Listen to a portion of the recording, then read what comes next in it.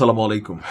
খুবই খুবই খারাপ সংবাদ। আমি যতদূর বুঝতে পারছি হয়তো আজকে রাতেই আপনারা দুঃসংবাদটা পেতে যাচ্ছেন।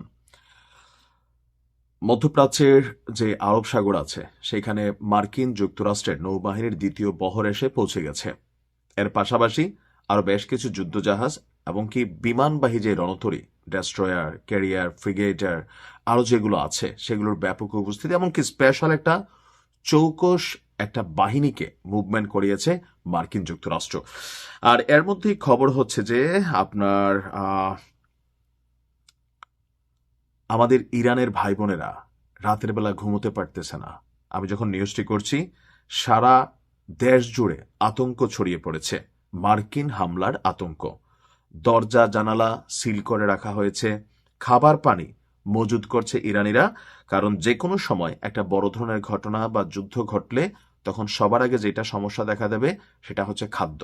সো ইরানিরা প্রচুর পরিমাণ খাদ্য মজুদ করছে। এমনকি মেট্রোর নিচে যে বাংকারগুলো আছে, ইরান কিন্তু এরকম দিনের জন্য অনেক ধরনের মাটির নিচে বাংকার মেট্রোতে বা বিভিন্ন জায়গায় তারা তৈরি করে রেখেছে, সেগুলোকেও উন্মুক্ত করে দেওয়া হচ্ছে। অর্থাৎ যে কোনো সময় সম্ভাব্য একটা অভিযান চলতে যাচ্ছে, আর এটা ছোট আকার হবে না বুঝতে পারতেছি।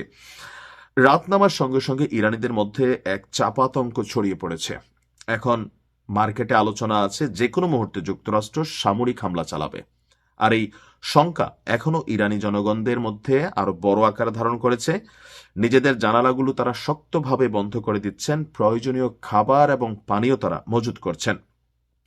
ইরানের জনগণ বলছে যে অপেক্ষা করছিলাম কখন আঘাতটা আসবে, সকাল পর্যন্ত ঘুমোতে পারছি না, বারবার জেগে উঠছি, বিস্ফোরণের কোনো শব্দ শুনি কিনি না। সেটাই কান পেতে শুনছিলাম। রাতে কি হয় দেখা যাক। আপনাদের খেয়াল থাকা দুইটা যখন বিস্ফোরণের ঘটনা ঘটছে দুইটা বড় শহরে, মানুষের মধ্যে আতঙ্ক কিন্তু ছড়িয়ে পড়েছে, যদিও এ নিয়ে নানান বক্তব্য আপনার এখানে সামনে আসছে। তো অনেকে বলছেন যে মানুষের আচরণ দেখে মনে হচ্ছে সবাই মানসিক ভারসাম্য হারাচ্ছে। ওরা ভাবছে যুক্তরাষ্ট্র হামলা করলে সব ঠিক হয়ে যাবে। ইসলামিক রিপাবলিক অর্থাৎ বর্তমান সরকার বিরোধী যারা আছেন তারা বলছে যে মানুষ হতাশ হয়ে পড়ছে। তারা এখন মনে করছে কেউ কেউ যে আমেরিকার এই অভিযান জরুরি।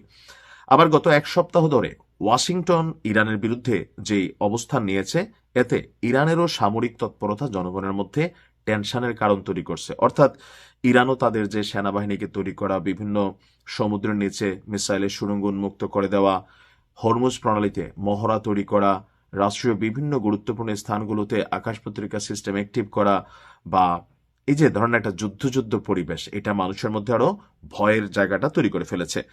এছাড়া বলা হচ্ছে যে এই মুহূর্তে ইরানের জনগণের জন্য সরকারের বেশ কিছু বার্তাও আছে, সবাই যেন সাবধান থাকে। আমার কাছে মনে হচ্ছে ইরান সরকার সবচেয়ে বেশি যেটা নিয়ে বিপদে আছে সেটা হচ্ছে ভেতরে কে আসলে লুকিয়ে আছে, এজেন্ট।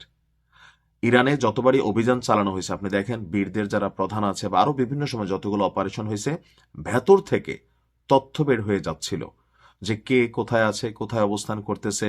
সুনির্দিষ্ট ছোট ছোট অভিযানের মাধ্যমে কিন্তু বড় বড় ঘটনা তখন ঘটাই দেওয়া হলো।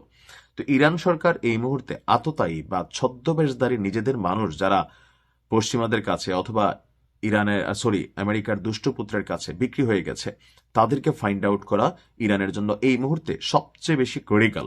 কার যে বিশ্বাস করবে, কারে করবে না। তবে যতদূর জানি সর্বোচ্চ নেতা সহ, প্রেসিডেন্ট সহ বেশ কিছু গুরুত্বপূর্ণ ব্যক্তিবর্গ যারা, তাদেরকে নিরাপদ জায়গায় লুকিয়ে রাখা হয়েছে, এমনকি তাদের তথ্য বিশেষ টিম ছাড়া বাকিদের কারোর কাছে নেই। আল্লাহ ইরানকে হেফাজত করুক। আসসালামু আলাইকুম।